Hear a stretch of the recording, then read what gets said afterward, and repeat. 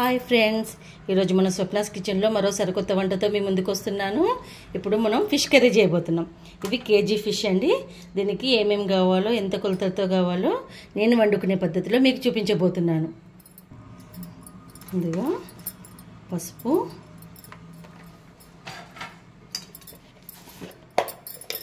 Fish curry అంటే చింతపులుసు ఉంటుంది కదండి.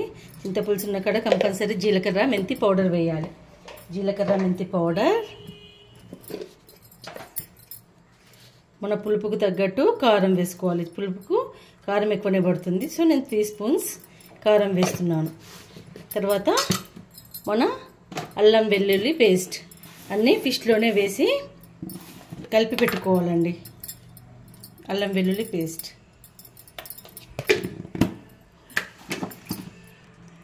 తర్వాత ఉప్పు,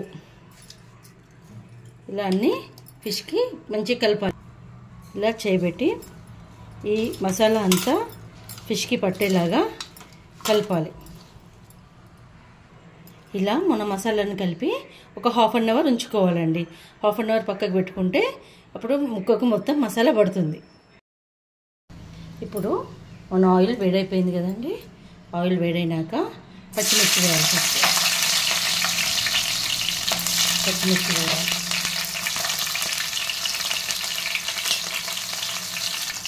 తర్వాత మనం ఆనియన్ వేసేయాలి.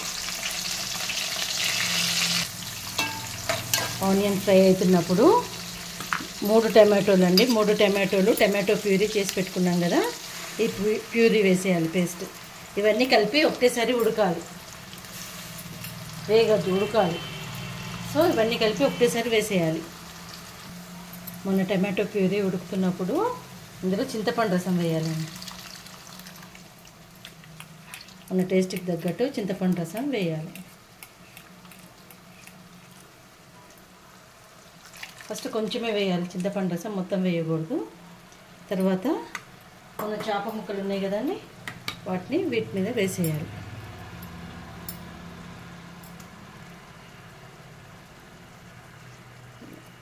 చేపల కూర ఎప్పుడు కానీ ఇట్లాంటి వెడల్పాటి గిన్నెలనే వండుకోవాలండి.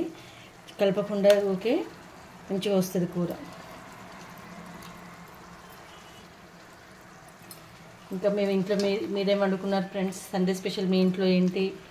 కామెంట్ బాక్స్లో కామెంట్ చేయండి. ఇలా పూర్తిగా ఇప్పుడు చింతపండు రసం వేయద్దు. ఒక 2 మినిట్స్ ఈ మసాలాలన్నీ ఫిష్కి పట్టినాక మన చింతపండు రసాన్ని మొత్తం పిండుకొని ఇందులో వేసేయాలి. చేపల కూర ఇలా ఉడుకుతున్నప్పుడు ఇప్పుడు మనం నానబెట్టుకున్నాం కదా చింతపండు రసం వేసేయాలి. మనకు ఎంత పర్సెంట్ సూప్ కావాలో అంత వాటర్ వేసేసి వేసుకోవాలి. బాగా లూజ్ చేసుకోవద్దండి, టేస్టీగా ఉండదు. కొంచెం చిక్కగానే ఉంచుకోవాలి. చూడండి, ఇంతైతే సరిపోతుంది. ఇంకా ఫస్ట్ కొంచెం వేసినాం కదండి, ఇప్పుడు ఇది ఇంత ఒక 5 to 10 మినిట్స్లో మన ఫిష్ కర్రీ మసిలిపోతుంది, దగ్గరికి వచ్చేస్తుంది. కలపొద్దు, ఫిష్ కర్రీని కలిపితే ముక్క చిదిగిపోతుంది. మన వేడి వేడి ఫిష్ కర్రీ రెడీ అయిపోయింది. ఈ టైంలో మనం కొత్తిమీర వేసేసుకొని ధనియా పౌడర్ వేసేసుకుంటే వండినప్పటికంటే చల్లారినాక చాలా రుచిగా ఉంటుందండి. వండిన వెంటనే తినొద్దు, మ్యాక్సిమం ఒక 1 అవర్ అన్నా ఆగాలి. చాలా రుచిగా ఉంటుంది. మీరు చూసారు కదండి, మన ఫిష్ కర్రీ రెడీ అయిపోయింది. మీరు కూడా ఇలా ట్రై చేసి ఎలా ఉందో చెప్పండి. నేను ఒక్కసారి కూడా దీని మధ్యలో కలపలేదండి. ఇలా కలపకుండానే వండుకోవాలి ఫిష్ కర్రీ అని అంటే. మీరు కూడా ఇలా చేసుకొని ఎలా వచ్చిందో చెప్పండి. నా వంటలు కనుక మీకు నచ్చితే నా ఛానల్ని లైక్, షేర్, సబ్స్క్రైబ్ చేయండి. స్వప్నాస్ కిచెన్.